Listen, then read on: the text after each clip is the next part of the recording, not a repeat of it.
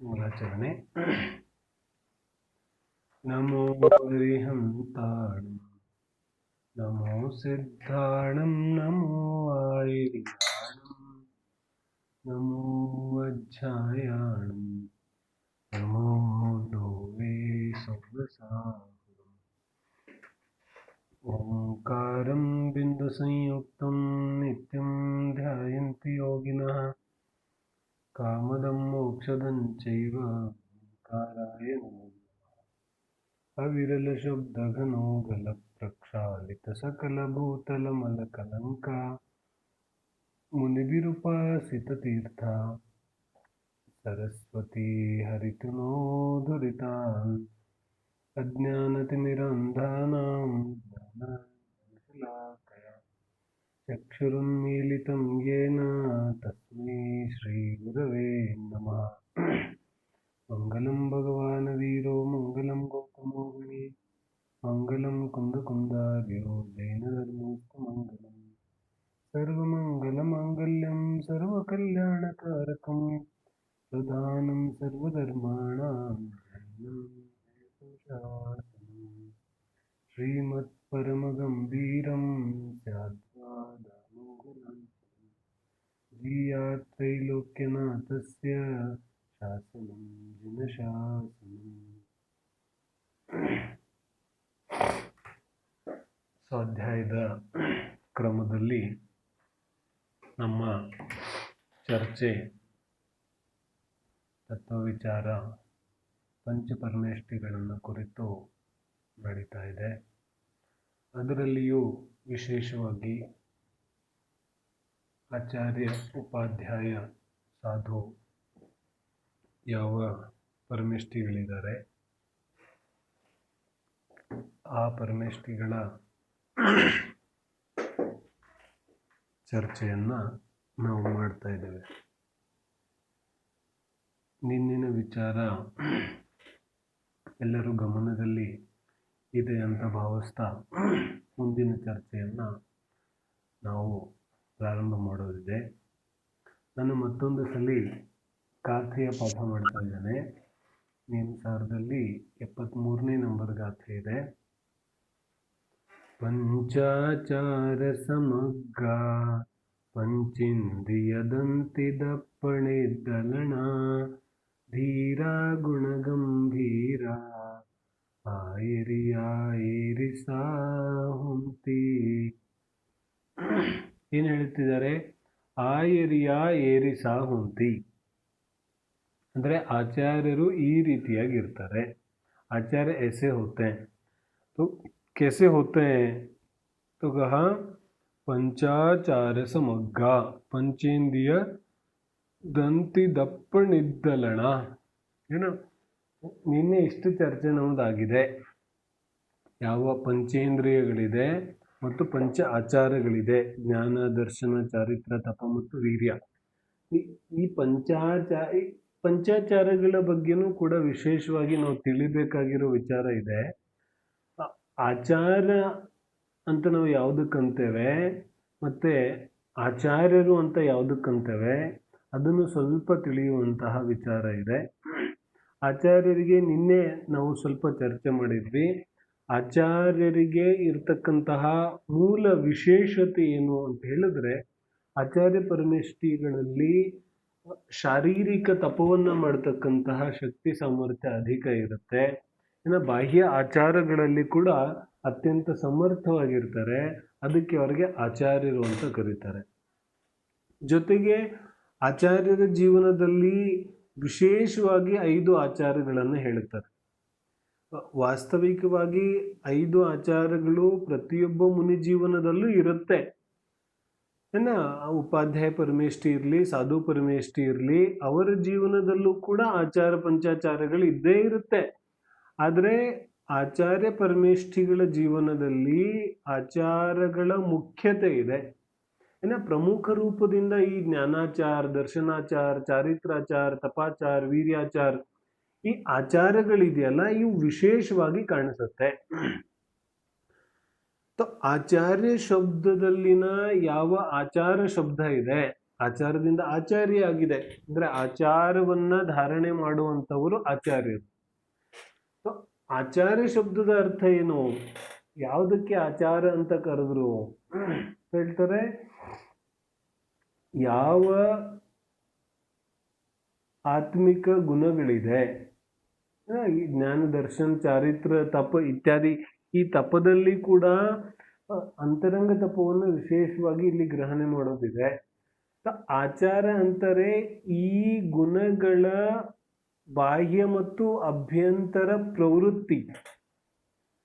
ಜ್ಞಾನದಲ್ಲಿ ಅಂತರಂಗ ಮತ್ತು ಅಭ್ಯಂತರ ಪ್ರವೃತ್ತಿ, ದರ್ಶನದಲ್ಲಿ ಅಂತರಂಗ ಬಹಿರಂಗ ರೂಪದಲ್ಲಿ ಪ್ರವೃತ್ತಿ, ಚಾರಿತ್ರದಲ್ಲಿ ಅಭ್ಯಂತರ ಅಂತರಂಗ ರೂಪವಾಗಿ ಬಹಿರಂಗ ರೂಪವಾಗಿ ಪ್ರವೃತ್ತಿ.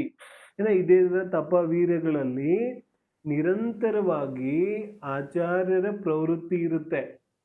ಬಾಕಿ ಮುನಿಗಳದಿರೋದಿಲ್ಲನೋ, ಬಾಕಿ ಮುನಿಗಳು ಕೂಡ ಇದೇ ರೀತಿಯಾಗಿ ಪ್ರವೃತ್ತಿಯನ್ನ ಮಾಡ್ತಾ ಇರ್ತಾರೆ. ಆದ್ರೆ ಆಚಾರ್ಯರ ಜೀವನದಲ್ಲಿ ಇವುಗಳ ಪ್ರವೃತ್ತಿ ವಿಶೇಷವಾಗಿ ಕಾಣಿಸುತ್ತೆ. ಉದಾಹರಣೆಗೆ ಜ್ಞಾನಾಚಾರ ಇದೆ, ಶಾಸ್ತ್ರಗಳನ್ನ ಬರೀತಕ್ಕಂತಹ ಇತ್ಯಾದಿ ಕೆಲಸವನ್ನ ಆಚಾರ್ಯರು ಮಾಡ್ತಾರೆ, ಉಪದೇಶ ಕೊಡ್ತಕ್ಕಂತಹ ಕೆಲಸವನ್ನ ಮಾಡ್ತಾರೆ, ಜ್ಞಾನಾಚಾರ. ಅದರ ಜೊತೆಗೆ ಇಡೀ ಸಂಘವನ್ನ ಕೂಡ ಈ 5 ಆಚಾರ್ಯಗಳ ಪಾಲನೆ ಮಾಡ್ಲಿಕ್ಕೋಸ್ಕರ ನಿಮಿತ್ತ ಈ ಆಚಾರ್ಯ ಭಗವಂತರಿದ್ದಾರೆ. ಉಪಾಧ್ಯಾಯ ಸಾಧುಗಳು ಕೂಡ ಯಾವ ಈ ಪಂಚಾಚಾರಗಳನ್ನ ಪಾಲನೆ ಮಾಡ್ತಾರೆ, ಅದಕ್ಕೆ ನಿಮಿತ್ತ ಆಚಾರ್ಯ ಪರಮೇಷ್ಠಿಗಳಿದ್ದಾರೆ. ಆಚಾರ್ಯ ಪರಮೇಷ್ಠಿಗಳ ಆದೇಶಕ್ಕೆ ಅನುಸಾರವಾಗಿ ಉಪಾಧ್ಯಾಯ ಮತ್ತು ಸಾಧು ಪರಮೇಷ್ಠಿಗಳು ಪಂಚಾಚಾರಗಳನ್ನ ಪಾಲನೆ ಮಾಡ್ತಾರೆ. ಹಾಗಾಗಿ ಜ್ಞಾನಾಚಾರ, ದರ್ಶನಾಚಾರ ಇವೆಲ್ಲ ಇದಾವಲ್ಲ, ಈ ಆಚಾರ ಅನ್ನುವಂತಹ ಯಾವ ಶಬ್ದ ಇದೆ, ಇದರ ಅರ್ಥ ಪ್ರವೃತ್ತಿ, ನಿರಂತರವಾದಂತಹ ಪ್ರವೃತ್ತಿ. ಪ್ರವೃತ್ತಿಯಲ್ಲಿ ಕೂಡ ಕೆಲವು ಸಲ ಮಾಡ್ತೇವೆ, ಕೆಲವು ಸಲ ಬಿಟ್ಟು ಬಿಡ್ತೇವೆ, ಆ ರೀತಿಯಾದ ಪ್ರವೃತ್ತಿ ಅಲ್ಲ ಇಲ್ಲಿ. ಆಚಾರ ಅನ್ನುವಂತಹ ಉಪಸರ್ಗ ಇದೆಯಲ್ಲ, ಒಂದ್ ಸ್ವಲ್ಪ ಏನು ಕಠಿಣ ಏನಿಲ್ಲ, ಆದ್ರೂ ಸ್ವಲ್ಪ ಶಬ್ದದ ಅರ್ಥವನ್ನ ತಿಳಿದ್ರೆ ನಮಗೆ ಆ ವಿಚಾರಗಳು ಮತ್ತಷ್ಟು ಸ್ಪಷ್ಟವಾಗುತ್ತವೆ. ಹಾಗಾಗಿ ಆಚಾರ ಶಬ್ದದಲ್ಲಿ ಯಾವ ಆ ಶಬ್ದ ಇದೆ, ಆಚಾರ ಶಬ್ದ ಹೇಗಾಗಿದೆ, ಆ ಉಪಸರ್ಗ ಇದೆ, ಮತ್ತೆ ಚರ್ ಅನ್ನುವಂತಹ ಧಾತು ಇದೆ. ಅಂದ್ರೆ ಮೂಲ ಶಬ್ದ ಚರ್ ಅನ್ನುವಂತಹ ಮೂಲ ಶಬ್ದ ಇದೆ. ಅದಕ್ಕೆ ಆ ಉಪಸರ್ಗವನ್ನ ಸೇರಿದಾಗ ಆಚಾರ ಅನ್ನುವಂತಹ ಶಬ್ದ ಆಗುತ್ತೆ. ಈ ಚರ ಅಂದ್ರೆ ಪ್ರವೃತ್ತಿ, ಚರಣ ಮಾಡೋದು. ಚರ ಅಂತ ಹೇಳಿದ್ರೆ ಪ್ರವೃತ್ತಿ. ಆ ಉಪಸರ್ಗ ಏನು ಹೇಳುತ್ತೆ, ಆ ಉಪಸರ್ಗ ಸಮಂತಾತ್. ಆ ಉಪಸರ್ಗದ 2 ಅರ್ಥ ಆಗುತ್ತೆ. ಒಂದು ಸಮಂತಾತ್ ಅಂದ್ರೆ ಸಂಪೂರ್ಣವಾಗಿ, ಪರಿಪೂರ್ಣವಾಗಿ. ಆ ಉಪಸರ್ಗ ಏನನ್ನ ತೋರಿಸುತ್ತೆ, ಪರಿಪೂರ್ಣವಾಗಿ, ಸಂಪೂರ್ಣವಾಗಿ ಪಂಚಾಚಾರಗಳಲ್ಲಿ ಯಾರು ಮಗ್ನರಿದ್ದಾರೆ, ಪ್ರವೃತ್ತರಿದ್ದಾರೆ, ತಲ್ಲೀನರಿದ್ದಾರೆ, ಸ್ಥಿತರಿದ್ದಾರೆ, ಅವರಿಗೆ ನಾವು ಆಚಾರ್ಯರು ಅಂತ ಕರೀತಾರೆ. ಅಥವಾ ಆ ಉಪಸರ್ಗವನ್ನ ಮೊದಲಿಂದ ಅಂತ ಹೇಳಿದ್ರೆ ನಿರಂತರತೆಯನ್ನು ತೋರಿಸುತ್ತೆ. ಆ ಜನ್ಮ ಪರ್ಯಂತ. ಆ ಜನ್ಮ ಪರ್ಯಂತ ಅಂತ ಹೇಳಿದ್ರೆ ಜನ್ಮದಿಂದ ಸಾಯೋವರೆಗೆ. ಆ ಉಪಸರ್ಗ ಅನಾದಿ ಅನಿಧನ್. ಆ ಉಪಸರ್ಗ ಇದೆಯಲ್ಲ, ಅದೇನ್ ತೋರಿಸುತ್ತೆ, ಆ ಜನ್ಮ. ಆ ಜನ್ಮ ಅಂತ ಹೇಳಿದ್ರೆ ಜನ್ಮದಿಂದ ಮರಣದವರೆಗೆ, ಅಂದ್ರೆ ಕಂಟಿನ್ಯೂಯಸ್, ಅಲ್ಲೆಲ್ಲೂ ಖಂಡ ಇಲ್ಲ. ಹಾಗೆ ಆಚಾರ ಅಂತ ಹೇಳಿದ್ರೆ ನಿರಂತರವಾಗಿ ಯಾರು ಪಂಚಾಚಾರಗಳಲ್ಲಿ ಮಗ್ನರಿರೋರಿದ್ದಾರೆ, ನಿರಂತರವಾಗಿ ಯಾರ ಪ್ರವೃತ್ತಿ ಪಂಚಾಚಾರಗಳಲ್ಲಿ ಇರೋದಿದೆ, ಅವರಿಗೆ ಆಚಾರ್ಯರು ಅಂತ ಕರಿತೇವೆ. ಮುನಿ ಜೀವನ ಬಹಳ ಬಹಳ ಬಹಳ ಅದ್ಭುತವಾದಂತಹದ್ದಿದೆ. ದಶಭಕ್ತಿ ಇತ್ಯಾದಿ ಗ್ರಂಥಗಳನ್ನ ನಾವು ಓದಿದಾಗ ಮತ್ತಷ್ಟು ಸ್ಪಷ್ಟ ಆಗುತ್ತೆ. ನಾವು ಈಗ ಮೂಲ ವಿಚಾರಗಳಲ್ಲಿ ಎಷ್ಟಂತ ಚರ್ಚೆ ಮಾಡಕ್ಕಾಗುತ್ತೆ. ಆದ್ರೆ ಮುನಿಯ ಜೀವನ ಏನಿದೆಯಲ್ಲ, ಆ 24 ಗಂಟೆಗಳು ಒಂದು ದಿವಸದಲ್ಲಿದ್ರೆ 24 ಗಂಟೆಗಳು ಅವರ ಆಚಾರದಲ್ಲಿ ವಿಭಜಿತವಾಗಿರ್ತವೆ. ಒಂದು ಕ್ಷಣ ಕೂಡ ಆಚಾರ್ಯರ ಜೀವನ ಏನ್ ಹೇಳ್ತಾರೆ, ಕೆಲಸ ಇಲ್ಲದೆ ಇರೋದಿಲ್ಲ. ಏನ್ ಕೆಲಸ ಮಾಡ್ತಿರ್ತಾರೆ? ಅರೆ ಸಾಧನೆ ಮಾಡ್ತಾ ಇರ್ತಾರೆ. ಪ್ರತಿಕ್ರಮಣ ಮಾಡ್ತಾರೆ, ಪ್ರತ್ಯಾಖ್ಯಾನ ಮಾಡ್ತಾರೆ, ಆಲೋಚನೆ ಮಾಡ್ತಾರೆ, ಪುನಃ ಸಿದ್ಧ ಭಕ್ತಿ ಮಾಡಿ ಕಾಯೋತ್ಸರ್ಗ ಮಾಡ್ತಾರೆ, ಪುನಃ ಶ್ರುತಭಕ್ತಿ ಮಾಡಿ ಜಿನಾಭ್ಯಾಸವನ್ನ ಮಾಡ್ತಾರೆ, ಪುನಃ ಜಿನಾಭ್ಯಾಸ ಆದ ಮೇಲೆ ಶ್ರುತಭಕ್ತಿಯನ್ನ ಮಾಡಿ ಪುನಃ ಕಾಯೋತ್ಸರ್ಗ ಮಾಡ್ತಾರೆ. ನಿರಂತರವಾಗಿ 24 ಗಂಟೆಗಳ ಕಾಲ ಅವರ ಯಾವ ಜೀವನ ಇದೆ ಅದು ವಿಭಜಿತ ಇದೆ. ಮಲಗುವಂತಹ ಕಾಲ ಇದೆಯಲ್ಲ, ಮಲ್ಕೊಳ್ಳುವಂತಹ ಕಾಲ, ಮಲಗುವ ಕಾಲ ಅತ್ಯಂತ ಅಲ್ಪ ಇದೆ. ಸಡಲದಲ್ಲಿ ಏನ್ ಹೇಳ್ತಾರೆ? ಪಿಛಲಿ ರಯನ್ ಮೇ ಕಚ್ಚು ಶಯನ್ ಏಕಾಸನ ಕರನ್. ಪಿಛಲಿ ರಯನ್ ಮೇ ಅಂದ್ರೆ ಹಿಂದಿನ ಪ್ರಹರದಲ್ಲಿ, ಅರ್ಧರಾತ್ರಿಯ ಹಿಂದಿನ ಪ್ರಹರದಲ್ಲಿ ಕಚ್ಚು ಶಯನ್ ಅಂದ್ರೆ ಕುಚ್ಚು ಶಯನ್ ಅಂದ್ರೆ ಸ್ವಲ್ಪ ನಿದ್ದೆ ಮಾಡ್ತಾರೆ. ಅಂದ್ರೆ 2 ಪ್ರಹರ ಅಂತ ಹೇಳಿದ್ರೆ ನಾವು 48 ಗಂಟೆ ಅಂತ ಅನ್ಕೋಬಹುದು, ಏನೋ ಸ್ಥೂಲ್ ರೂಪವಾಗಿ. ಮಧ್ಯರಾತ್ರಿಯ 2 ಪ್ರಹರಗಳಲ್ಲಿ ಸ್ವಲ್ಪ ನಿದ್ದೆ ಮಾಡ್ತಾರೆ. ಅದಾದ್ಮೇಲೆ ಪುನಃ ಶ್ರುತಭಕ್ತಿ, ಪುನಃ ಸಾಮಾಯಿಕ ಇತ್ಯಾದಿ ಕ್ರಿಯೆಗಳನ್ನ ಪುನಃ ಮಾಡ್ತಾರೆ. ಯಾವ ಆಚಾರ್ಯರ ಅಥವಾ ಮುನಿಗಳ ಜೀವನ ಇದೆ ಆ ಜೀವನದಲ್ಲಿ ಆನಂದವೇ ಆನಂದ ಇದೆ.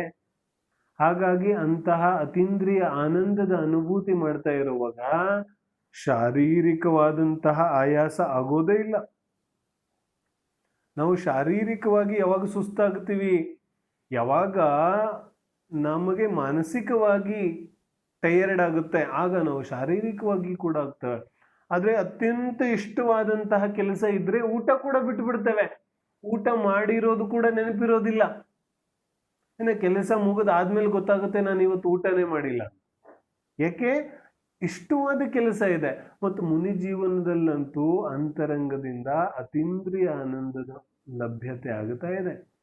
ಅತೀಂದ್ರಿಯ ಆನಂದ ಪ್ರಾಪ್ತವಾಗಬೇಕಾದ್ರೆ ಬಾಹ್ಯ ಶಾರೀರಿಕ ಕಷ್ಟಗಳು ಎಲ್ಲಿ ಕಾಣಿಸುತ್ತೆ? ನಿರಂತರವಾಗಿ ಮತ್ತೇನು ಸಾಧನೆ ಏನು ಮಾಡ್ತಾ ಇದ್ದಾರೆ?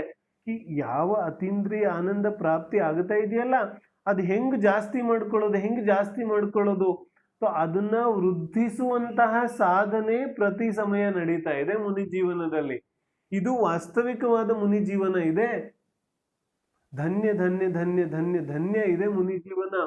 ಅದರಲ್ಲಿ ಸಿಗುವಂತಹ ಯಾವ ಆನಂದ ಇದೆ ಅದನ್ನ ನಾವು ಅರ್ಹಂತ ಸಿದ್ಧ ಪರಮೇಷ್ಠಿಗೆ ಹೋಲ್ತೇವೆ. ಯಾಕಂದ್ರೆ ಪಂಚಪರಮೇಷ್ಠಿಗಳನ್ನ ಎಲ್ಲಿಟ್ಟಿದ್ದಾರೆ? ಪಂಚಪರಮೇಷ್ಠಿಗಳು ಯಾವ ಸಾಲಿನಲ್ಲಿ ಬರ್ತಾರೆ? ಅರೆ ಪಂಚಪರಮೇಷ್ಠಿಗಳಲ್ಲಿ ಆಚಾರ್ಯ ಉಪಾಧ್ಯಾಯ ಸಾಧುಗಳು ಕೂಡ ಅರ್ಹಂತ ಸಿದ್ಧ ಪರಮೇಷ್ಠಿಗಳ ಸಾಲಲ್ಲಿ ಬರ್ತಾರೆ. ಏನ್ ಹೇಳ್ತಿದ್ದಾರೆ? ಸಾಕ್ಷಾತ್ ಅರ್ಹಂತ ಪರಮೇಷ್ಠಿ ಸಿದ್ಧ ಪರಮೇಷ್ಠಿಗಳ ಶ್ರೇಣಿಯಲ್ಲಿ ಆಚಾರ್ಯ ಉಪಾಧ್ಯಾಯ ಸಾಧುಗಳನ್ನ ಇಟ್ಟಿದ್ದಾರೆ. ಯಾಕೆ ಇಟ್ಟಿದ್ದಾರೆ? ಆಚಾರ್ಯ ಉಪಾಧ್ಯಾಯ ಸಾಧುಗಳು ಯಾವ ಆನಂದದ ಅನುಭೂತಿಯನ್ನ ಮಾಡ್ತಾ ಇದ್ದಾರೆ ಅದೇ ರೀತಿಯಾದ ಆನಂದದ ಅನುಭೂತಿಯನ್ನ ಅರ್ಹಂತ ಸಿದ್ಧರು ಮಾಡ್ತಾ ಇದ್ದಾರೆ. ಅದರಲ್ಲಿ ಏನು ವ್ಯತ್ಯಾಸ ಇಲ್ಲ.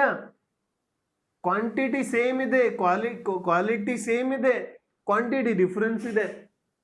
ಅಂದ್ರೆ ಯಾವ ಕ್ವಾಂಟಿಟಿ ಇದೆಯಲ್ಲ, ಎಷ್ಟು ಕಾಲದವರೆಗೆ, ಅರ್ಹಂತ ಸಿದ್ಧರಿಗಂತೂ ಅನಂತ ಕಾಲದವರೆಗೆ ಇದೆ. ಆದ್ರೆ ಆಚಾರ್ಯ ಉಪಾಧ್ಯಾಯ ಸಾಧುಗಳಿಗೆ ಅಂತರ್ಮುಹೂರ್ತ ಆಗುತ್ತೆ, ಪುನಃ ಬಿಟ್ಟು ಹೋಗುತ್ತೆ, ಪುನಃ ಅಂತರ್ಮುಹೂರ್ತ ಆಗುತ್ತೆ, ಪುನಃ ಬಿಟ್ಟು ಹೋಗುತ್ತೆ.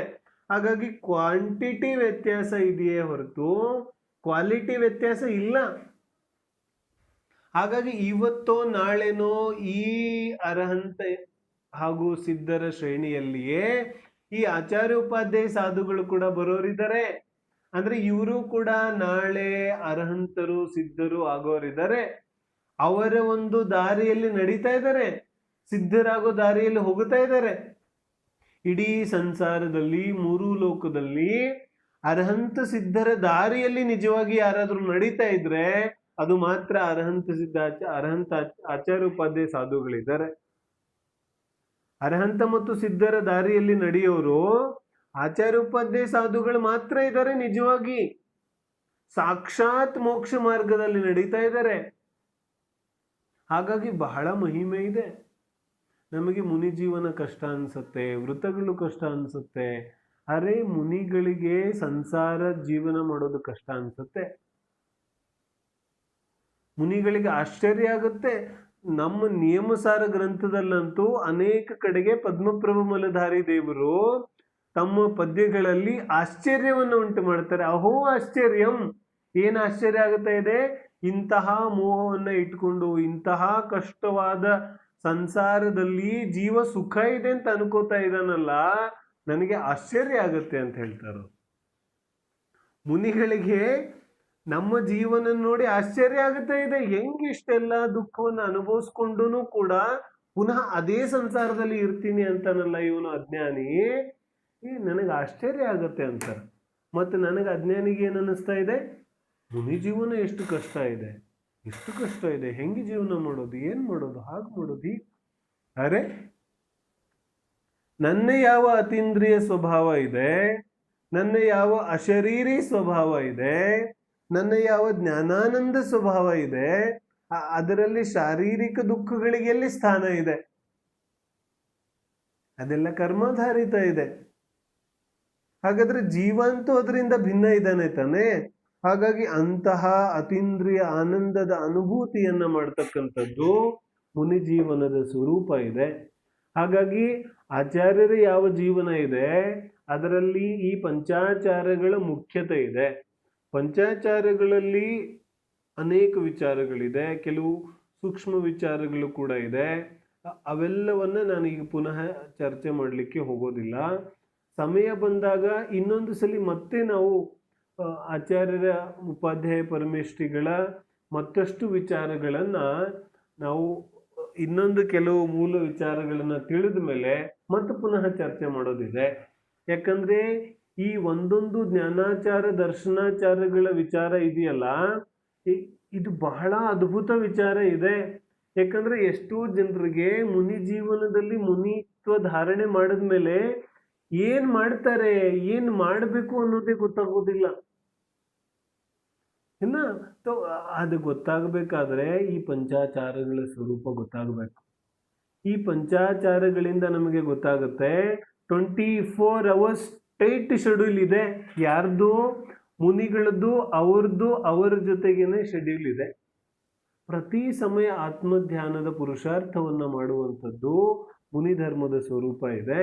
ಅದರಲ್ಲಿ ಪಂಚಾಚಾರಗಳ ಒಂದು ಪ್ರವೃತ್ತಿ ನಿರಂತರವಾಗುತ್ತೆ. ಹಾಗಾಗಿ ಮುನಿಗಳಿಗೆ ವಿಶೇಷವಾಗಿ ಪಂಚಾಚಾರಗಳ ಒಂದು ಸ್ವರೂಪವನ್ನ ವಿಶೇಷವಾಗಿ ಶಾಸ್ತ್ರದಲ್ಲಿ ಹೇಳಿದ್ದಾರೆ. ಮತ್ತೆ ಈ ರೀತಿಯಾಗಿ ಮತ್ತೆ ಮುಂದೇನು ಹೇಳ್ತಾರೆ, ಧೀರ ಗುಣಗಂಭೀರ. ನೋಡಿ, 2 ಶಬ್ದಗಳನ್ನ ಪ್ರಯೋಗ ಮಾಡ್ತಾರೆ. ಮತ್ತೆ ಏನೇನು? ಧೀರ. ಧೀರ ಅಂದ್ರೆ ಏನು? ಧೈರ್ಯವಂತ. ಮತ್ತು ಗುಣಗಂಭೀರ. ಗುಣಗಂಭೀರ. ಗುಣಗಂಭೀರ ಅಂದ್ರೆ ಗಂಭೀರವಾದಂತಹ ಗುಣಗಳುಳ್ಳವರು ಮತ್ತು ಧೈರ್ಯವಂತರು. ಈ ವಿಶೇಷಣೆಗಳನ್ನ ಯಾಕೆ ಜೋಡಿಸಿದ್ರು ವಿಚಾರ ಮಾಡ್ತೀವೇನೋ ನಾವು. ಆಚಾರ್ಯರ ಒಂದು ಸ್ವರೂಪವನ್ನು ಹೇಳುವಾಗ ಅದರಲ್ಲಿ ಧೈರ್ಯವಂತರು, ಗಂಭೀರವಾದ ಗುಣಗಳನ್ನ ಹೊಂದಿದವರು ಅನ್ನುವಂಥದ್ದನ್ನ ಯಾಕೆ ಸೇರಿಸಿದ್ರು ನಾವು ಒಂದು ಸ್ವಲ್ಪ ವಿಚಾರ ಮಾಡಿದಾಗ ಗೊತ್ತಾಗುತ್ತೆ. ಆಚಾರ್ಯರ ಯಾವ ಒಂದು ಪದವಿ ಇದೆ ಆ ಪದವಿನೇ ಹಾಗಿದೆ. ಧೈರ್ಯ, ಅತ್ಯಂತ ಧೈರ್ಯ ಅಂತ ಹೇಳಿದ್ರೆ ಎಲ್ಲೂ ಯುದ್ಧ ಮಾಡಕ್ ಹೋಗುತ್ತಾ ಇಲ್ಲ ಅವರು. ಆದ್ರೆ ಧೈರ್ಯ ಅನ್ನುವಂಥದ್ದು ಆತ್ಮಿಕ ಗುಣ ಇದೆ. ನಾವು ಶ್ರುತ ಪರಂಪರೆಯಲ್ಲಿ ಚರ್ಚೆ ಮಾಡಿದ್ವಲ್ಲ, ಭದ್ರಬಾಹು ಇತ್ಯಾದಿ ಮುನಿಗಳು ಅಂತಹ ವಿಕಟ ಪರಿಸ್ಥಿತಿಯಲ್ಲಿ ದಕ್ಷಿಣ ಭಾರತದ ಕಡೆಗೆ ಗಮನ ಮಾಡಬೇಕಾದ್ರೆ ಧೈರ್ಯ ಬೇಕಲ್ಲ. ಧೈರ್ಯ ಇಲ್ಲದೆ ಇದ್ರೆ ಹೇಗಾಗುತ್ತೆ? ಇಡೀ ಸಂಘವನ್ನ ತಗೊಂಡು ಹೋಗುತ್ತಾ ಇದ್ದಾರೆ. ಎಲ್ಲಾ ಸಂಘವನ್ನ ತಗೊಂಡು ಹೋಗುವಾಗ ಧೈರ್ಯ ಬೇಕಲ್ಲ. ಧೈರ್ಯ. ಮತ್ತು ಇನ್ನೊಂದು ಹೇಳಿದ್ರೆ ಧೀರ ಅಂದ್ರೆ ಬಹಳ ಶಾಂತ ಸ್ವಭಾವ ಉಳ್ಳಂಥವರು. ಶಾಂತ ಸ್ವಭಾವ ಮತ್ತು ಗಂಭೀರ ಸ್ವಭಾವ ಎರಡೂ ಮಹತ್ವಪೂರ್ಣ ಇದೆ. ಸಂಘದ ಸಂಚಾಲನೆಗೋಸ್ಕರ ಕೂಡ ಗಂಭೀರ ಸ್ವಭಾವ ಅವಶ್ಯಕ ಇದೆ. ಮತ್ತು ಮುನಿಯ ಸ್ವರೂಪವೇ ಗಂಭೀರ. ಗಂಭೀರ ಅಂದ ತಕ್ಷಣ ನಮಗೆ ತುಂಬಾ ಏನೋ ಸೀರಿಯಸ್ ಕೈಂಡ್ ಆಫ್ ಥಿಂಗ್ ಏನಾದರೂ ಅನ್ಸುತ್ತೆ. ಗಂಭೀರ ಅಂದ್ರೆ ಹಾಗಲ್ಲ. ಗಂಭೀರ ಅಂದ್ರೆ ಏನು? ಗಂಭೀರದ ಅರ್ಥ ಪರಮವೀತರಾಗತೆ ಇದೆ. ಗಂಭೀರ ಅಂದ ತಕ್ಷಣ ನಾವು ಏನೋ ಸೀರಿಯಸ್ ಆಗಿ ಯಾವುದೋ ರಾಗದ್ವೇಷದಲ್ಲಿ ಏನೋ ಬೇಜಾರು ಮಾಡ್ಕೊಂಡು ಅಥವಾ ಇನ್ನೊಂದು ಮಾಡ್ಕೊಂಡು ಸೀರಿಯಸ್ ಆಗಿ ಕೂತಿರ್ತೀವಲ್ಲ, ಗಂಭೀರವಾಗಿ ಅಂತ, ಅಥವಾ ಇನ್ನೊಬ್ಬರ ಭಯದಿಂದ ಗಂಭೀರವಾಗಿ ಕೂತಿರ್ತೀವಲ್ಲ, ಆ ಗಂಭೀರದ ಬಗ್ಗೆ ಯೋಚನೆ ಹೇಳ್ತಾ ಇಲ್ಲ ಇಲ್ಲಿ. ಸಮುದ್ರದ ಆಳ ಇದೆಯಲ್ಲ, ಸಮುದ್ರದ ಅಂತರಂಗ ಅತ್ಯಂತ ಗಂಭೀರ ಇದೆ. ಆ ರೀತಿಯಾದ ಗಂಭೀರ. ಹಾಗಾದ್ರೆ ಗಂಭೀರ ಅಂದ್ರೆ ಏನು? ಗಂಭೀರ ಅಂದ್ರೆ ಪರಮ ಶಾಂತತೆ ಇದೆ. ಅಂತರಂಗದಲ್ಲಿ ಯಾವುದೇ ರೀತಿಯಾದ ಕೋಲಾಹಲಗಳಿಲ್ಲ, ಯಾವುದೇ ರೀತಿಯಾದ ರಾಗದ್ವೇಷಕ್ಕೆ ಜಾಗ ಇಲ್ಲ. ಗಂಭೀರ ಅಂದ್ರೆ ಪರಮ ಶಾಂತರಿದ್ದಾರೆ, ಅದಕ್ಕೆ ಗಂಭೀರ ಅಂತ ಕರೀತಾರೆ. ಇಲ್ಲಾಂದ್ರೆ ಆನಂದ ಎಲ್ಲಿಂದ ಬರುತ್ತೆ? ಗಂಭೀರತೆಯಲ್ಲಿ ಆನಂದ ಇದೆ. ಹಾಗಾದ್ರೆ ನಾವು ಅನ್ಕೊಳ್ಳೋ ಗಂಭೀರತೆ ಅಲ್ಲ ಇದು. ಈ ಗಂಭೀರತೆ ಅಂದ್ರೆ ಪರಮವೀತರಾಗುತ್ತೆ, ಮಹಾ ಸಮತಾಭಾವ. ಆ ಯಾವ ಪರಮ ಸಮತಾಭಾವ ಇದೆ, ವೀತರಾಗತೆ ಇದೆ, ಅದಕ್ಕೆ ಇಲ್ಲಿ ಗಂಭೀರ ಅಂತ ಕರೀತಾ ಇದ್ದಾರೆ. ಹಾಗಾಗಿ ಧೀರಾ ಗುಣಗಂಭೀರ, ಧೀರವಂತರಿದ್ದಾರೆ ಮತ್ತು ಗಂಭೀರವಾದ ಗುಣಗಳುಳ್ಳವರಿದ್ದಾರೆ. ಈ ರೀತಿಯಾಗಿ ಆಚಾರ್ಯ ಪರಮೇಷ್ಠಿಗಳಿರ್ತಾರೆ ಅನ್ನೋದು ಈ ಆಚಾರ್ಯರ ಒಂದು ಸಾಮಾನ್ಯ ಸ್ವರೂಪ ಇದೆ. ಇನ್ನು ನಾವು ಪಂಚೇಂದ್ರಿಯಗಳ ಚರ್ಚೆಯನ್ನು ಸ್ವಲ್ಪ ಮಾಡಿದ್ದೇವೆ. ಹಾಗಾಗಿ ಉಪಾಧ್ಯಾಯ ಪರಮೇಷ್ಠಿಗಳ ಚರ್ಚೆಯನ್ನ ನಾವು ಮುಂದೆ ಮಾಡೋದಿದೆ. ಈ ಒಂದು ವಿಚಾರದಲ್ಲಿ ಅನೇಕ ರೀತಿಯಾದ ಸಂದೇಹಗಳು ನಿಮಗೆಲ್ಲರಿಗೂ ಬರ್ತಾ ಇರೋದು ನನಗೆ ಗೊತ್ತಾಗ್ತಾ ಇದೆ. ಕೆಲವರು ನನಗೆ ಗ್ರೂಪಲ್ಲಿ ಹಾಕಕ್ಕಾಗದೆ ವೈಯಕ್ತಿಕವಾಗಿ ಕೂಡ ಮೆಸೇಜ್ಗಳನ್ನು ಮಾಡ್ತಾ ಇದ್ದಾರೆ. ಆದರೆ ಎಲ್ಲ ವಿಚಾರಗಳನ್ನ ನಾನು ಚರ್ಚೆ ಮಾಡಲಿಕ್ಕೆ ಯಾಕೆ ಹೋಗ್ತಾ ಇಲ್ಲ ಅಂತ ಹೇಳಿದ್ರೆ, ರಾಗದ್ವೇಷಕ್ಕೆ ಕಾರಣ ಆಗುವಂತಹ ವಿಚಾರಗಳನ್ನ ನಾವು ಚರ್ಚೆ ಮಾಡಕ್ಕೆ ಹೋಗೋದಿಲ್ಲ. ಮೂಲ ಜಿನ್ವಾನಿಯಲ್ಲಿ ಮುನಿಗಳ ಸ್ವರೂಪ ಯಾವ ರೀತಿಯಾಗಿದೆ ಅನ್ನೋದನ್ನ ಮಾತ್ರ ನಾವು ಚರ್ಚೆ ಮಾಡಲಿಕ್ಕೆ ಸಾಧ್ಯ ಇದೆ. ಜಿನ್ವಾನಿಯ ಆಧಾರ ನಮ್ಮ ಹತ್ರ ಇದೆ, ಪರಮ ವೀತರಾಗಿ ವಾಣಿ ನಮ್ಮ ಮುಂದೆ ಇದೆ. ಅದರ ಪ್ರಕಾರವಾಗಿ ನಾವು ಮುನಿಯ ಸ್ವರೂಪವನ್ನು ತಿಳಿಯೋದಿದೆ. ಇದರಲ್ಲಿ ಒಂದು ವಿಚಾರವನ್ನ ಎಲ್ಲರಿಗೂ ಹೇಳಬಹುದು. ಅದು ಏನು ಅಂತ ಹೇಳಿದ್ರೆ, ಕಾಲಕ್ಕೆ ಅನುಸಾರವಾಗಿ ಮುನಿ ಧರ್ಮ ಬದಲಾಗೋದಿಲ್ಲ. ಏನು ಹೇಳ್ತಾರೆ? ಕಾಲಕ್ಕೆ ಅನುಸಾರವಾಗಿ ಮುನಿ ಧರ್ಮ ಬದಲಾಗೋದಿಲ್ಲ. ಕಾಲಕ್ಕೆ ಅನುಸಾರವಾಗಿ ಬದಲಾಗೋದಿಲ್ಲ ಅಂತ ಹೇಳಿದ್ರೆ ಈಗ ಯಾವ ಕಾಲ ನಡೀತಾ ಇದೆ? ಈಗ ಯಾವ ಕಾಲ ನಡೀತಾ ಇದೆ? ಈಗ ಪಂಚಮ ಕಾಲ ನಡೀತಾ ಇದೆ. ಈ ಪಂಚಮ ಕಾಲದಲ್ಲಿ ಅನೇಕ ರೀತಿಯಾದಂತಹ ಏನು ಹೇಳ್ತಾರೆ, ಶಿಥಿಲತೆಗಳನ್ನು ನಾವು ನೋಡ್ತೇವೆ. ಆ ಶಿಥಿಲತೆಗಳನ್ನು ಮುಂದಿಟ್ಕೊಂಡು ನಾವೇನು ಹೇಳ್ತೇವೆ? ಪಂಚಮ ಕಾಲ ಇದೆ, ಸ್ವಲ್ಪ ನಡೆಯುತ್ತೆ, ಕ್ಯಾ ಕರೆ, ಪಂಚಮ ಕಾಲ ಥೋಡಾ ತೋ ಚಲ್ತಾ ಹೈ ನಾ. ಈ ರೀತಿಯಾದ ಯಾವ ವಿಚಾರ ಇದೆ, ಇದು ವಾಸ್ತವಿಕವಾದ ಜಿನ್ವಾನಿ ಸಮ್ಮತವಾದಂತಹ ವಿಚಾರ ಅಲ್ಲ.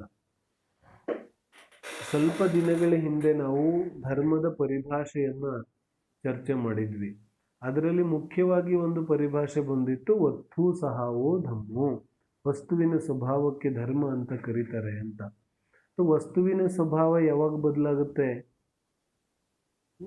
ನೀರಿನ ಸ್ವಭಾವ ಶೀತಲ ಇದೆ, ಅದು ಚತುರ್ಥ ಕಾಲದಲ್ಲಿ ಹೆಂಗಿತ್ತು? ಚತುರ್ಥ ಕಾಲದಲ್ಲಿ ಶೀತಲ ಇತ್ತು. ಮತ್ತು ಪಂಚಮ ಕಾಲದಲ್ಲಿ ಹೆಂಗಿದೆ? ಪಂಚಮ ಕಾಲದಲ್ಲಿ ಏನಾದರೂ ಬದಲಾಗುತ್ತೇನು? ಅಗ್ನಿಯ ಸ್ವಭಾವ ಉಷ್ಣ ಇದೆ. ಪಂಚಮ ಕಾಲದಲ್ಲಿ ಏನೋ ಅಗ್ನಿ ಕೈ ಹಾಕಿದ್ರೆ ಸುಟ್ಟು ಬಿಡುತ್ತೆ. ಚತುರ್ಥ ಕಾಲದಲ್ಲಿ ಏನ್ ಮಾಡ್ತಿತ್ತು? अच्छा नहीं, चतुर्थ काल में तो अग्नि थोड़ी जलाती होगी ना, अग्नि तो ठंडी होती होगी चतुर्थ काल में. ऐसा हो सकता है? ಈ ರೀತಿ ಆಗ್ಲಿಕ್ಕೆ ಸಾಧ್ಯ ಇದೆಯೇನು? ಅರೆ ನೈ, ವಸ್ತುವಿನ ಯಾವ ಸ್ವಭಾವ ಇದೆ ಅದು ನಮ್ಮ ಕಾಲಕ್ಕೆ ಅನುಸಾರವಾಗಿ ಬದಲಾಗೋದಿಲ್ಲ. ವಸ್ತುವಿನ ಸ್ವಭಾವ ಸದಾ ಕಾಲ ಒಂದೇ ಇರುತ್ತೆ. ಸ್ವಭಾವ ಮತ್ತು ವಿಭಾವದ ಚರ್ಚೆ ಮಾಡಿದ್ವಿ ನಾವು ಕಷಾಯ ಪಾಠದಲ್ಲಿ. ನಾನು ಎಲ್ಲ ಪುನಃ ಪುನಃ ಜ್ಞಾಪಿಸಕ್ ಕೊಡ್ತಾ ಇರ್ತೇನೆ ನಿಮಗೆ. ಆದ್ರೆ ಜ್ಞಾಪಿಸ್ಕೊಂಡು ರಿವಿಷನ್ ಮಾಡ್ಕೊಳ್ಳೋದು ನಿಮ್ಮ ಕರ್ತವ್ಯ ಇದೆ. ಅದು ಮಾಡ್ಕೊಳ್ಳಿಲ್ಲ ಅಂದ್ರೆ ನಾವು ಇಷ್ಟೆಲ್ಲ ಮೂಲದಿಂದ ಸ್ವಾಧ್ಯಾಯ ಮಾಡೋದು ನಿಮ್ಮ ಪ್ರಯೋಜನಕ್ಕೆ ಬರೋದಿಲ್ಲ. ಹಾಗಾಗಿ ರಿವಿಷನ್ ಮಾಡ್ಕೊಳ್ಳೋದಿದೆ. ಸೊ ಸ್ವಭಾವ ಯಾವುದು ಕಂದಿದ್ವಿ ನಾವಲ್ಲಿ? ಯಾವುದು ತ್ರೈಕಾಲಿಕ ಇರುತ್ತೆ, ಅಂದ್ರೆ ಮೂರೂ ಲೋಕ ಮೂರೂ ಕಾಲದಲ್ಲಿ ಯಾವುದರ ಸ್ವಭಾವ ಅದೇ ಇರುತ್ತೆ, ಅದಕ್ಕೆ ನಾವು ಸ್ವಭಾವ ಅಂತೇವೆ. ಯಾವುದು ಬದಲಾಗುತ್ತೆ ಅದು ಸ್ವಭಾವ ಅಲ್ಲ, ಅದು ವಿಭಾವ ಇದೆ. ಮತ್ತು ವಸ್ತುವಿನ ಸ್ವಭಾವ ಬದಲಾಗೋದಿಲ್ಲ ಅಂದಮೇಲೆ ಧರ್ಮ ಹೇಗೆ ಬದಲಾಗುತ್ತೆ? ಯಾಕೆಂದ್ರೆ ವಸ್ತುವಿನ ಸ್ವಭಾವಕ್ಕೆ ಧರ್ಮ ಅಂತ ಕರೆದಿದ್ದಾರೆ. ವಸ್ತುನೇ ಬದಲಾಗೋದಿಲ್ಲ ಅಂದಮೇಲೆ ಧರ್ಮ ಹೇಗೆ ಬದಲಾಗುತ್ತೆ? ಧರ್ಮದ ವಿಚಾರಗಳು ಹೇಗೆ ಬದಲಾಗುತ್ತೆ? ಉಪಾಧ್ಯಾಯ, ಆಚಾರ್ಯ ಮತ್ತು ಸಾಧುಗಳ ಮೂಲ ಗುಣಗಳ ಬೇರೆ ಬೇರೆ ಇದ್ರೂ ಸಾಮಾನ್ಯವಾಗಿ ಮೂರೂ ಜನರ ಗುಣಗಳು 28 ಇದೆ. ಸಾಮಾನ್ಯ ಸಾಧುಗಳ ಯಾವ 28 ಮೂಲ ಗುಣಗಳಿದೆ ಅದು ಎಲ್ಲರಿಗೂ ಅನ್ವಯಿಸುತ್ತೆ. 28 ಮೂಲ ಗುಣಗಳಲ್ಲಿ ಯಾವುದರಲ್ಲಿ ಕನ್ಸೆಷನ್ ಬೇಕಾಗಿದೆ ನಿಮಗೆ? ಏನ್ ಹೇಳ್ತಾರೆ, ಯಾವ ಪ್ರಶ್ನೆಗಳು ಬರ್ತಾ ಇದೆ ಆ ಆಧಾರದಿಂದ ಸ್ವಲ್ಪ ನಾವು ವಿಚಾರ ಮಾಡೋದಿದೆ. ಯಾವ ರೀತಿಯಾದಂತಹ ಕನ್ಸೆಷನ್ ಬೇಕಾಗಿದೆ ನಮಗೆ? ಕ್ಯಾ ಕರೆ ಭಾಯ್ ಸಾಬ್, ಶ್ರಾವಕ್ ಬಿ ತೋ ಚತುರ್ಥ ಕಾಲ ಜೈಸೆ ನೀ ರಹೆ. ಶ್ರಾವಕರು ಕೂಡ ಚತುರ್ಥ ಕಾಲದಲ್ಲಿ ಇರೋ ತರ ಇಲ್ಲ, ಹಾಗಾಗಿ ಮುನಿಗಳಲ್ಲೂ ಕೂಡ ಸ್ವಲ್ಪ ನಡೆಯುತ್ತೆ. ಅರೆ ಚತುರ್ಥ ಕಾಲದ ಶ್ರಾವಕ ಬೇರೆ, ಪಂಚಮ ಕಾಲದ ಶ್ರಾವಕ ಬೇರೆ ಇರ್ತಾನೇನು? ಚತುರ್ಥ ಕಾಲದಲ್ಲೂ ಭ್ರಷ್ಟ ಶ್ರಾವಕರಿದ್ರು. ಆ ಭ್ರಷ್ಟರಿಗೆ ಶ್ರಾವಕ ಅಂತ ಯಾರು ಕರೀತಾರೆ? ಅರೆ ಆಜ್ಕಲ್ ಇತ್ತೀಚೆಗಂತೂ ಶ್ರಾವಕರೆಲ್ಲ ರಾತ್ರಿ ಊಟ ಮಾಡ್ತಾರೆ. ಅರೆ ರಾತ್ರಿ ಊಟ ಮಾಡೋರಿಗೆ ಶ್ರಾವಕ ಅಂತ ಯಾರು ಕರೀತಾರೆ? ಏನ್ ಹೇಳ್ತಾರೆ? ರಾತ್ರಿ ಊಟ ಮಾಡ್ತಾ ಇದ್ದಾನೆ ಅಂದ್ರೆ ನಾವು ಶ್ರಾವಕ ಅಂತಾನೆ ಕರಿತಾ ಇಲ್ವಲ್ಲ ಅವನಿಗೆ, ಯಾವ ಶ್ರಾವಕ? ಹಾಗಾದ್ರೆ ಶ್ರಾವಕನ ಸ್ವರೂಪ ಏನಿದೆ ಅದೇ ರೀತಿಯಾಗಿದೆ. ನಾವು ಮುಂದಿನ ಅಧ್ಯಾಯಗಳಲ್ಲಿ ಶ್ರಾವಕರ ಮೂಲ ಗುಣಗಳ ಚರ್ಚೆಯನ್ನ ಮಾಡೋದಿದೆ. ಸ್ವಲ್ಪ ನಾವು ಈಗಾಗಲೇ ಮಾಡಿದ್ದೇವೆ ಮತ್ತು ಪುನಃ ವಿಶೇಷವಾಗಿ ಚರ್ಚೆಯನ್ನು ಮಾಡೋದಿದೆ. ಯಾವ ಶ್ರಾವಕನಿದ್ದಾನೆ, ಶ್ರಾವಕನ ಮೂಲ ಗುಣಗಳು ಕೂಡ ಫಿಕ್ಸ್ ಇದೆ. ಅಷ್ಟು ಮೂಲ ಗುಣಗಳು, ಆ ಅಷ್ಟು ಮೂಲ ಗುಣಗಳಲ್ಲಿ ಒಂದನ್ನು ಮಾಡದೆ ಹೋದ್ರೆ ಅವನು ಕೂಡ ಶ್ರಾವಕ ಅಲ್ಲ. ಆದ್ರೆ ಶ್ರಾವಕ ನಮಗಿಂತ ಒಳ್ಳೆಯವರಿದ್ದಾರಲ್ಲ ಅಂತ ನಾವು ಒಂದು ರೀತಿಯಾದ ಸಮಾಧಾನವನ್ನು ಕೊಡೋದಾದ್ರೆ ಅದು ಸರಿ ಇಲ್ಲ. ಯಾಕಂತ ಹೇಳಿದ್ರೆ ಪ್ರತಿಯೊಂದು ಪದ ಆಯಾ ಪದಕ್ಕೆ ಅನುಸಾರವಾಗಿ ಗ್ರಹಣೆ ಮಾಡಲಿಕ್ಕೆ ಯೋಗ್ಯ ಇದೆ. ಒಬ್ಬರು ಗುರುಗಳಿದ್ದಾರೆ, ಮ್ಯಾಥಮೆಟಿಕ್ಸ್ ಟೀಚರ್ ಇದ್ದಾರೆ. ಮ್ಯಾಥಮೆಟಿಕ್ಸ್ ಟೀಚರ್ಗೆ ಪಾಠ ಮಾಡ್ತಾ ಇದ್ದಾರೆ. ಮೊದಲನೇ ಪಾಠ ಚೆನ್ನಾಗಿ ಪಾಠ ಮಾಡಕ್ ಬರುತ್ತೆ ಅವ್ರಿಗೆ, ಆದ್ರೆ ಮಿಕ್ಕಿದ ಯಾವ ಪಾಠಗಳನ್ನು ನೆಟ್ಟಿಗೆ ಪಾಠ ಮಾಡಕ್ ಬರೋದಿಲ್ಲ. ಮತ್ತೆ ಹಾಗಾಗಿ ಏನ್ ಮಾಡ್ತಾರೆ, ಅವ್ರನ್ನ ತೆಗೆದುಹಾಕ್ಬಿಟ್ಟು ಇನ್ನೊಬ್ರು ಟೀಚರ್ನ ತಗೋತಾರೆ. ಇನ್ನೊಬ್ರು ಟೀಚರ್ ಏನ್ ಮಾಡ್ತಾರೆ, ಅವ್ರಿಗೆ ಒಂದು ಪಾಠ ಮಾಡಿದ್ರು ಇವ್ರು 2 ಪಾಠಗಳನ್ನ ಕಲಿಸ್ತಾರೆ. ಆದ್ರೆ ಮುಂದಿನ ಇವ್ರಿಗೂ ಬರೋದಿಲ್ಲ. ಸೊ ನಾವೇನಂತೀನಿ, ಅವ್ರಿಗಿಂತ ಇವ್ರು ಒಳ್ಳೆಯವ್ರು ಇದಾರಲ್ಲ, ಅವ್ರಿಗಿಂತ ಇವ್ರು ಚೆನ್ನಾಗಿದ್ದಾರೆ. ಅವ್ರಿಗಿಂತ ಇವ್ರು ಚೆನ್ನಾಗಿದೆ ಅಂತ ಹೇಳೋದು ಯಾವಾಗ? ಅವರವರ ಭೂಮಿಕೆ ಇದ್ದಾಗ. ಒಂದೇ ಭೂಮಿಕೆ, ಟೀಚರ್ ಒಂದೇ ಭೂಮಿಕೆ ಇದೆ, ನಾವು ಕಂಪೇರ್ ಮಾಡ್ಬೋದು. ಆದ್ರೆ ಶ್ರಾವಕನದ್ದು ಹಾಗೂ ಮುನಿಗಳದ್ದು ಭೂಮಿಕೆ ಬೇರೆ ಬೇರೆ ಇದೆ. ಶ್ರಾವಕನ ಭೂಮಿಕೆ ಭಿನ್ನ ಇದೆ ಹಾಗೂ ಮುನಿಗಳ ಭೂಮಿಕೆ ಅವಸ್ಥೆ ಭಿನ್ನ ಇದೆ. ಮುನಿಗಳ ಆಚರಣೆ ಮುನಿಯೋಚಿತವಾಗಿರ್ಬೇಕು, ಶ್ರಾವಕನ ಆಚರಣೆ ಶ್ರಾವಕೋಚಿತವಾಗಿರ್ಬೇಕು. ಶ್ರಾವಕನ ಯಾವ ಧರ್ಮ ಇದೆ ಅದು ಶ್ರಾವಕನ ಧರ್ಮ ಇರಬೇಕು, ಮುನಿಯ ಯಾವ ಧರ್ಮ ಇದೆ ಅದು ಮುನಿ ಧರ್ಮದಲ್ಲಿರ್ಬೇಕು. ಎರಡನ್ನು ಕಂಪೇರ್ ಮಾಡುವಂತಹ ಅಧರ್ಮವನ್ನು ನಾವು ಯಾವತ್ತೂ ಮಾಡಬಾರ್ದು. ಶ್ರಾವಕನ ಜೊತೆಗೆ ಮುನಿಗಳ ಕಂಪೇರ್ ಮಾಡ್ಲಿಕ್ಕೆ ಹೆಂಗೆ ಸಾಧ್ಯ ಇದೆ? ಅರೆ ಎಲ್ಲಿ ಆಜುಬಾಜುಕ್ಕೂ ಬರೋದಿಲ್ಲ. ಅತ್ಯಂತ ಶ್ರೇಷ್ಠವಾದಂತಹ ಪದವಿ ಇದೆ, ಅದು ಆಚಾರ್ಯ ಉಪಾಧ್ಯಾಯ ಪದವಿ. ಮತ್ತು ಆ ಪದವಿಯನ್ನ ಶ್ರಾವಕರ ಜೊತೆಗೆ ಹೋಲಿಸ್ಲಿಕ್ಕೆ ಹೆಂಗೆ ಸಾಧ್ಯ ಇದೆ? ಇದೆಲ್ಲ ಬಂತಲ್ಲ, ಮುನಿ ಶ್ರಾವಕ ಏನು ಶ್ರಾವಕ್ ಶ್ರಾವಿಕ ಮುನಿ ಆರಿಕ ಅಂತ ಎಲ್ಲ ಚತುರ್ವಿಧ ಸಂಘ ಬಂತಲ್ಲ, ಇದೆಲ್ಲ ಮೂಲ ಜಿನವಾಣಿಯಲ್ಲಿ ಇದೆಲ್ಲ ಚರ್ಚೆ ಇಲ್ಲ. ಮುನಿ ಸಂಘದಲ್ಲಿ ಶ್ರಾವಕರದ ಕೆಲಸ ಏನಿದೆ,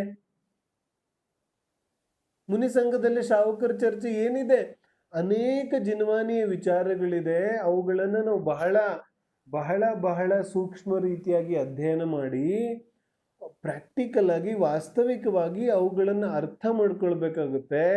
ಅಲ್ಲಿವರೆಗೆ ನಮ್ಮ ಸಂದೇಹಗಳ ನಿವಾರಣೆ ಆಗೋದಿಲ್ಲ, ಮತ್ತು ಅದು ಆಗದೇನೆ ನಮಗೆ ಸರಿಯಾದ ಧರ್ಮದ ಅರಿವು ಆಗಲಿಕ್ಕೆ ಸಾಧ್ಯ ಆಗೋದಿಲ್ಲ.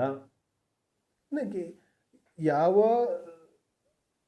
ಮುನಿಸಂಘದ ಚತುರ್ವಿಧ ಮುನಿಸಂಘ ಅಂತ ಹೇಳಿದರೆ, ಚತುರ್ವಿಧ ಮುನಿಸಂಘದಲ್ಲಿ ಈ ಶ್ರಾವಕ ಶ್ರಾವಿಕ ಅರಿಕ ಎಲ್ಲ ಇಲ್ಲ. ಅರಿಕೆಯರ್ದು ಶ್ರಾವಕ ಶ್ರಾವಿಕೆಯರು ಮುನಿ ಸಂಘದಲ್ಲಿ ಇವ್ರಿಗೇನು ಕೆಲಸ? ಮುನಿ ಸಂಘದಲ್ಲಿ ಇವ್ರು ಯಾರು ಇರೋದಿಲ್ಲ. ಮುನಿ ಸಂಘದಲ್ಲಿ ಕೇವಲ ಮುನಿಗಳಿರ್ತಾರೆ.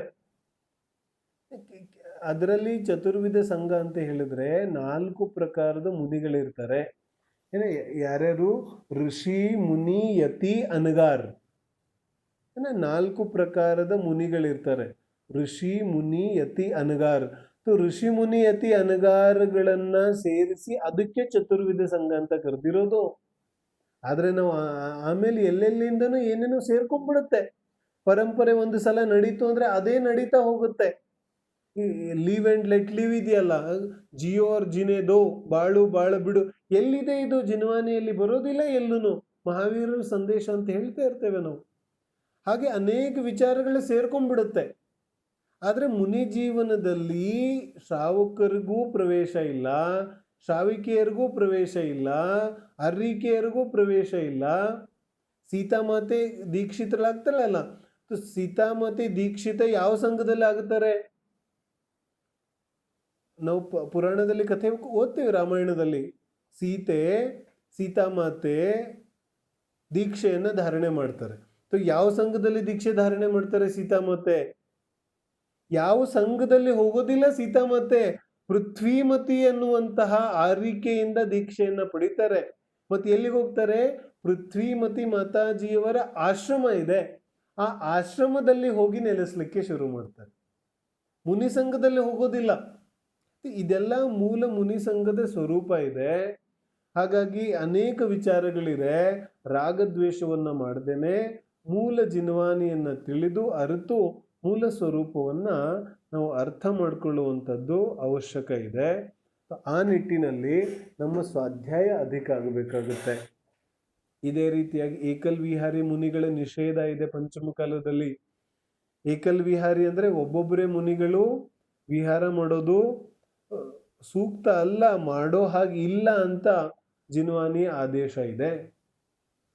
ಇದು ಮಿಥ್ಯಾ ಆಚಾರ ಇದೆ. ಏಕಲ್ ವಿಹಾರಿ ಮುನಿ ಮಿಥ್ಯಾ ಆಚಾರ ಇದೆ ಪಂಚಮ ಕಾಲದಲ್ಲಿ. ಒಬ್ಬೊಬ್ಬರೇ ಮುನಿಗಳು ವಿಹಾರ ಮಾಡೋ ಹಾಗಿಲ್ಲ ಪಂಚಮ ಕಾಲದಲ್ಲಿ. ಇನ್ನು ಆರಿಕೆಯರು ಇತ್ಯಾದಿ ಬ್ರಹ್ಮಚಾರಿಗಳಂತೂ, ಬ್ರಹ್ಮಚಾರಿಗಳು ಕೂಡ ಮುನಿ ಸಂಘದಲ್ಲಿ ಪ್ರವೇಶ ಇಲ್ಲ ವಾಸ್ತವಿಕವಾಗಿ.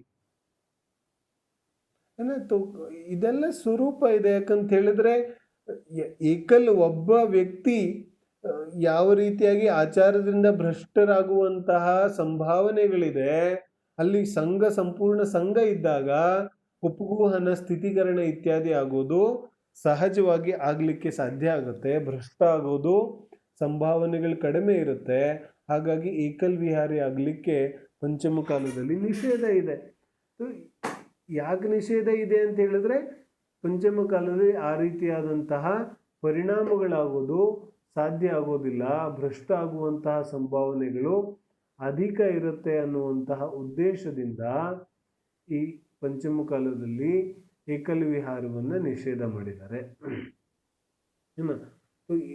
ಈ ರೀತಿಯಾಗಿ ಅನೇಕ ವಿಚಾರಗಳಿದೆ. ನನಗೆ ಎಷ್ಟು ವಿಚಾರವನ್ನಂತ ನಾವು ಚರ್ಚೆ ಮಾಡೋಕ್ಕಾಗುತ್ತೆ. ಯಾವ ಆಚಾರ್ಯರ ಸ್ವರೂಪ ಇದೆ, ಹೀಗೆ 12 ತಪಗಳು, 10 ಧರ್ಮಗಳು, 6 ಅವಶ್ಯಕಗಳು, 5 ಆಚಾರಗಳು ಮತ್ತು 3 ಗುಪ್ತಿಗಳು ಹೀಗೆ ಎಲ್ಲ ಸೇರಿ ಎಷ್ಟಾಗುತ್ತೆ? 36 ಗುಣಗಳು ಆಚಾರ್ಯ ಪರಮೇಷ್ಠಿದಾಗುತ್ತೆ. ಏನೇನಾಗುತ್ತೆ?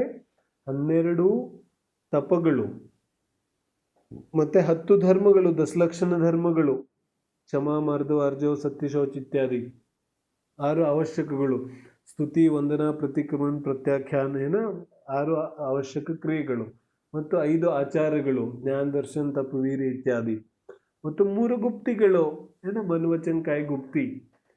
ಎಷ್ಟು ಸೇರಿ ಏನಾಗುತ್ತೆ ಆಚಾರ್ಯರ 36 ಮೂಲಗುಣಗಳಿದೆ. ಈ 36 ಮೂಲಗುಣಗಳಿಗೆ ಮೂಲಾಚಾರದಲ್ಲಿ ಏನು ಹೇಳ್ತಾರೆ, ಇವುಗಳಿಗೆ ಪೂರ್ವೋತ್ತರ ಗುಣಗಳಂತ ಹೇಳ್ತಾರೆ. ಅಂದ್ರೆ ಮೂಲ ಗುಣಗಳೇ, ಆದ್ರೆ ಮೂಲ ಗುಣಗಳಲ್ಲೂ ಕೂಡ ಮೂಲದಲ್ಲಿ ಮೂಲ ಗುಣಗಳಂತೂ 28. ಯಾರಿಗೆ? ಆಚಾರ್ಯರಿಗೂ ಕೂಡ 28, ಉಪಾಧ್ಯಾಯರಿಗೂ ಕೂಡ 28 ಹಾಗೂ ಸಾಧುಗಳಿಗೂ ಕೂಡ 28. ಆದರೆ ಅದರ ಉತ್ತರ ಗುಣ ರೂಪವಾಗಿ ಏನು ಈ 36 ಗುಣಗಳನ್ನು ಹೇಳ್ತಾರೆ. ಯಾಕಂದ್ರೆ ಇದು 28 ಪ್ಲಸ್ ಮಾಡ್ಬೇಕು ನಾವು. ಆದ್ರೆ ಇದರಲ್ಲಿ ಏನಾಗುತ್ತೆ, 10 ಧರ್ಮಗಳು, 12 ತಪಗಳು ಇವೆಲ್ಲ ಇರುತ್ತೆ. ಆದ್ರೆ 6 ಅವಶ್ಯಕಗಳು ಮತ್ತು 3 ಗುಪ್ತಿಗಳೆಲ್ಲ 28 ಮೂಲ ಗುಣಗಳಲ್ಲೂ ಕೂಡ ಸೇರಿಕೊಳ್ಳುತ್ತೆ. ಹಾಗಾಗಿ ಇವುಗಳನ್ನು ವಿಶೇಷ ರೂಪವಾಗಿ ಅನ್ನುವಂತಹ ಒಂದು ಪ್ರಯೋಜನವನ್ನ ನಾವು ಇಲ್ಲಿ ತಿಳಿಬೇಕಾಗುತ್ತೆ. ಇರ್ಲಿ, ನಾವು ಮತ್ತಷ್ಟು ಚರ್ಚೆಯನ್ನ ಮಾಡೋದಿದೆ. ಹಾಗಾಗಿ ಮುಂದಿನ ಚರ್ಚೆಯನ್ನ ಮಾಡೋಣ. ಉಪಾಧ್ಯಾಯ ಪರಮೇಷ್ಠಿಯ ಚರ್ಚೆಯನ್ನ ಶುರು ಮಾಡೋಣ.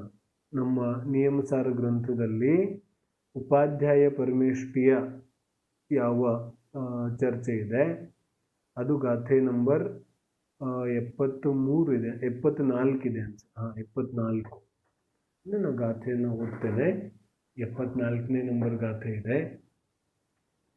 ರಯಣ ತಯ ಸಂಜುತ್ತ ಜಿಣ ಕಹಿಯ ಪಯತ್ಥ ದೇಶಯ ಸೂರ ನಿಕ್ಕಂಕ ಭಾವ ಸಹಿಯ ಉವಜ್ಜಾಯ ಏರಿಸಾ ಹೊಂತಿ. ಉವಜ್ಜಾಯ ಏರಿಸಾ ಹೊಂತಿ. ಉಪಾಧ್ಯಾಯರು ಈ ರೀತಿಯಾಗಿರ್ತಾರೆ.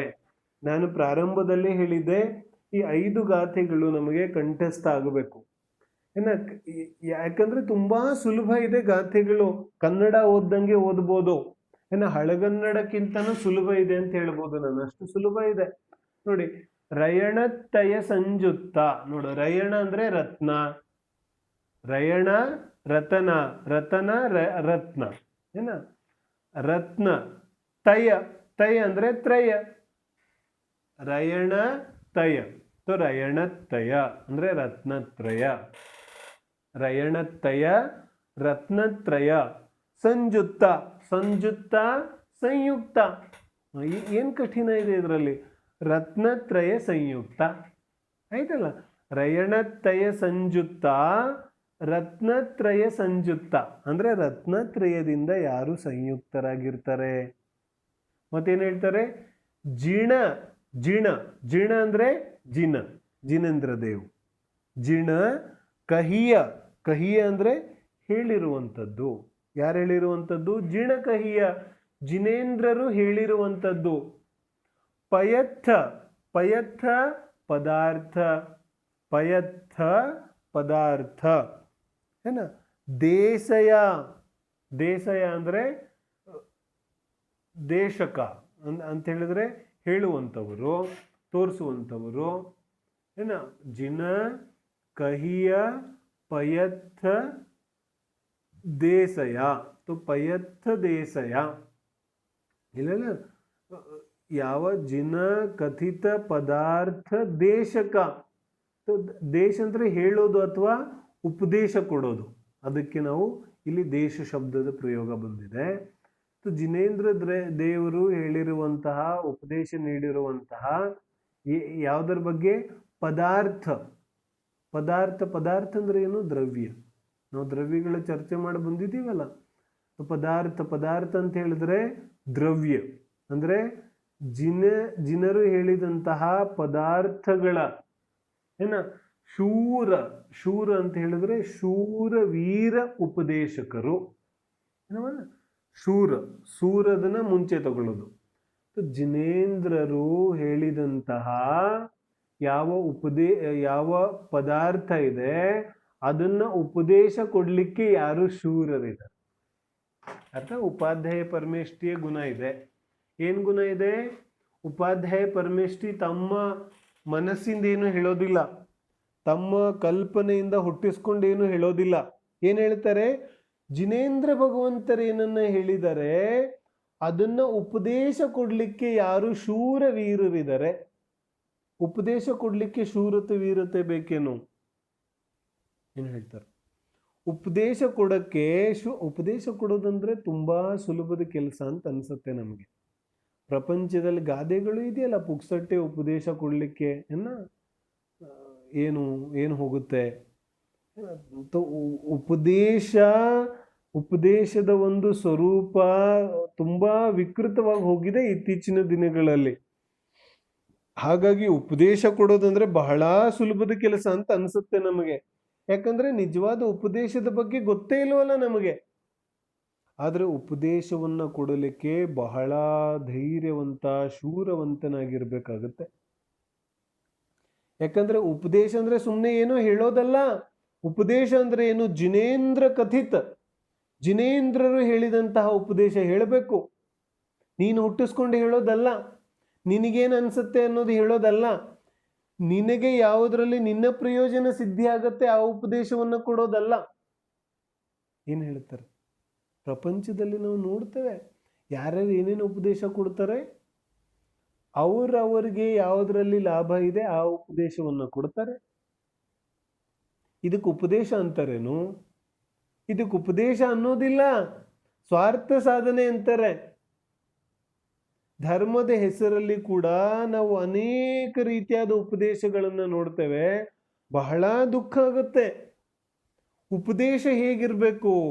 ಉಪದೇಶ ಜಿನೇಂದ್ರರು ಯಾವ ರೀತಿಯಾಗಿ ಹೇಳಿದರೆ ಅದನ್ನ ಯಥಾವತ್ತಾಗಿ ಜಿನ್ವಾನಿ ಅನುಸಾರವಾಗಿ ಹೇಳೋದು ಉಪದೇಶ ಇದೆ. ಹಾಗಾದ್ರೆ ಆಚಾರ್ಯ ಉಪಾಧ್ಯಾಯ ಪರಮೇಷ್ಠಿಗಳು ಜಿನೇಂದ್ರರು ಹೇಳಿದಂತಹ ಜಿನ್ವಾಣಿಯ ವಿಚಾರವನ್ನು ಹೇಳಲಿಕ್ಕೆ ಅತ್ಯಂತ ಶೂರವೀರರಿದ್ದಾರೆ. ಶೂರವೀರ ಇರಲಿಕ್ಕೆ ಎರಡು ಕಾರಣಗಳಿದೆ. ಒಂದು, ಶೂರತೆ ಏನಕ್ಕೆ? ಯಾವುದೇ ರೀತಿಯಾದಂತಹ ರಾಗದ್ವೇಷಗಳನ್ನ ಮಾಡದೆ ಯಾವ ರೀತಿಯಾಗಿದೆ ಅದೇ ರೀತಿಯಾಗಿ ಹೇಳಲಿಕ್ಕೆ ವೀರತೆ, ಶೂರತೆ ಬೇಕು. ತನ್ನ ಎಲ್ಲ ಆಸೆ ಆಕಾಂಕ್ಷೆಗಳನ್ನ ಬದಿಗಿಡಬೇಕು. ಇನ್ನು ಎರಡನೇದು, ಜಿನ್ವಾಣಿಯ ಎಲ್ಲಾ ವಿಚಾರಗಳ ಅರ್ಥ ಆಗೋದಿಲ್ಲ ಎಲ್ಲರಿಗೂ. ಹಾಗಾದ್ರೆ ಈ ಯಾವ ಉಪಾಧ್ಯಾಯ ಪರಮೇಷ್ಠಿಗಳಿದ್ದಾರೆ ಅವರಿಗೆ ಜಿನವಾಣಿಯ ಎಲ್ಲಾ ವಿಚಾರಗಳು ಅರ್ಥ ಆಗುವ ಸಾಮರ್ಥ್ಯ ಇದೆ. ಹಾಗಾಗಿ ಶೂರವೀರ್. ಮತ್ತು ಬರೀ ಅರ್ಥ ಆಗೋದಲ್ಲ, ಅದನ್ನ ಇನ್ನೊಬ್ಬರಿಗೆ ಅರ್ಥ ಮಾಡಿಸುವಂತಹ ಶಕ್ತಿ ಇದೆ. ಇನ್ನು ವ್ಯಾವಹಾರಿಕ ಕಥನ ಇದೆ. ಉಪಾಧ್ಯಾಯ ಪರಮೇಷ್ಠಿಗಳಲ್ಲಿ ಕೇವಲ ತಾವು ಅರ್ಥ ಮಾಡ್ಕೊಳ್ಳೋದಲ್ಲ, ಇನ್ನೊಬ್ಬರಿಗೆ ಅರ್ಥ ಮಾಡಿಸುವಂತಹ ಶಕ್ತಿ ಕೂಡ ಆ ಉಪಾಧ್ಯಾಯ ಪರಮೇಷ್ಠಿಗಳಲ್ಲಿ ಇರುತ್ತೆ. ಹಾಗಾಗಿ ಏನ್ ಹೇಳ್ತಾರೆ? ಧೀರ, ಏನ್ ಹೇಳ್ತಾರೆ? ಗುಣ ಸೂರ. ಸೂರ ಅಂದ್ರೆ ಶೂರವೀರರಿರ್ತಾರೆ. ಜಿಣ ಕಹಿಯ ಪಯತ್ಥ ದೇಶಯ ಸೂರ ನಿಖಂಕ ಭಾವ ಸಹಿಯ. ನೋಡಿ ಬಂತಲ್ಲ ಇಲ್ಲಿ ಅರ್ಥ. ಹೆಂಗಿದ್ದಾರೆ? ಬಹಳ ಬಹಳ ಬಹಳ ಇಂಪಾರ್ಟೆಂಟ್ ಇದೆ ಇದು ವಿಚಾರ. ಈ ವಿಚಾರದ ಬಗ್ಗೆ ಎಷ್ಟು ಚರ್ಚೆ ಮಾಡಿದ್ರು ಕಡಿಮೆ ಇದೆ. ಹೆಂಗಿದೆ? ನಿಖಂಕ ಭಾವ ಸಹಿಯ. ನಿಖಂಕ ಅಂದ್ರೆ ನಿಕಾಂಕ್ಷಿತ, ನಿಕಾಂಕ್ಷ ಭಾವ ಸಹಿತರಿದ್ದಾರೆ ಉಪಾಧ್ಯಾಯ ಪರಮೇಷ್ಠಿಗಳು. ಒಂದು ಉಪದೇಶವನ್ನು ಕೊಡಬೇಕಾದ್ರೆ ನಮಗೆ ಎಷ್ಟೆಲ್ಲ ರೀತಿಯಾದಂತಹ ಆಸೆ ಆಕಾಂಕ್ಷೆಗಳಿರುತ್ತೆ, ಎಷ್ಟೆಲ್ಲ ರೀತಿಯಾದ ಸ್ವಾರ್ಥ ಸಾಧನೆಗಳಿರುತ್ತೆ. ಇತ್ತೀಚಿನ ದಿನಗಳ ಒಂದು ಬೆಳವಣಿಗೆಗಳ ಬಗ್ಗೆ ಅಂತೂ ನಾನು ಚರ್ಚೆ ಮಾಡಲಿಕ್ಕೆ ಹೋಗೋದಿಲ್ಲ. ಯಾಕಂದ್ರೆ ಸಮಯ ವ್ಯರ್ಥ ಇದೆ. ಅದರ ಚರ್ಚೆ ಏನು ಮಾಡೋದಿದೆ? ಬಹಳ ವಿಕೃತವಾಗಿದೆ. ಜಿನ್ವಾನಿಯ ಚರ್ಚೆ ಮಾಡೋದ್ರಲ್ಲೂ ಕೂಡ ನಾವು ನಮ್ಮ ಸ್ವಾರ್ಥ ಸಾಧನೆಯನ್ನ ನೋಡ್ಲಿಕ್ಕೆ ಹೋದ್ರೆ ಮತ್ತೆ ಮತ್ತೆ ಮತ್ತೆ ಯಾವಾಗ ನಾವು ನಿಸ್ವಾರ್ಥವಾಗಿ ಜಿನಾಭ್ಯಾಸವನ್ನ ಮಾಡೋದು? ಯಾವಾಗ ಮಾಡೋದು? ಜಿನೇಂದ್ರರ ಸ್ವಾಧ್ಯಾಯದಲ್ಲಿ ಕೂಡ ನಮಗೆ ಸ್ವಾರ್ಥ ಸಾಧನೆ ಬೇಕಾಗಿದೆ. ಅದರಿಂದ ಪ್ರಶಂಸೆ ಬೇಕಾಗಿದೆ, ಅದರಿಂದ ಪ್ರಸಿದ್ಧಿ ಬೇಕಾಗಿದೆ, ಅದರಿಂದ ಇನ್ನೇನೇನೇನೇನು ಹೇಳಬಾರ್ದಂತಹ ವಿಚಾರಗಳಿದೆ. ಎಲ್ಲೋ ಯಾವುದೋ ಒಂದು ವಿಚಾರವನ್ನ ತಿಳಿದೆ ಅದನ್ನ ಇನ್ನೊಬ್ಬರಿಗೆ ತಿಳಿಸೋದಿಲ್ಲ ಜೀವ. ಅವ್ರಿಗೆ ಅರ್ಥ ಆಗ್ಬಿಟ್ರೆ, ಇವ್ರಿಗೆ ಅರ್ಥ ಆಗ್ಬಿಟ್ರೆ ಇನ್ ಯಾವೆಲ್ಲ ರೀತಿಯಾಗಿ ಘೋರ ಘೋರ ಜ್ಞಾನಾವರಣಿ ಕರ್ಮದ ಬಂಧವನ್ನ ಮಾಡ್ಕೋತಾನೆ ಜೀವ. ಆಕಾಂಕ್ಷೆ ಯಾವುದರಿಂದ? ಜಿನನ ಉಪದೇಶದಿಂದ. ನಂದು ಉಪದೇಶ ಇದೇನು? ಸಾಕ್ಷಾತ್ ಅರ್ಹಂತ ಪರಮೇಷ್ಠಿ ಸಮೋಶರಣದಲ್ಲಿ ನೀಡಿರುವಂತಹ ನಿಸ್ವಾರ್ಥವಾದಂತಹ ಉಪದೇಶ ಇದೆ. ಆ ಉಪದೇಶವನ್ನು ಹೇಳಲಿಕ್ಕೆ ನಾನು ಸ್ವಾರ್ಥ ಸಾಧನೆಯನ್ನ ಮಾಡ್ಲಿಕ್ಕೆ ಹೋದ್ರೆ ಹೆಂಗಾಗುತ್ತೆ? ಆದ್ರೆ ಉಪಾಧ್ಯಾಯ ಪರಮೇಷ್ಠಿಯ ಸ್ವರೂಪ ಏನಿದೆ? ನಿಖಂಕ ಭಾವ ಸಹಿಯ.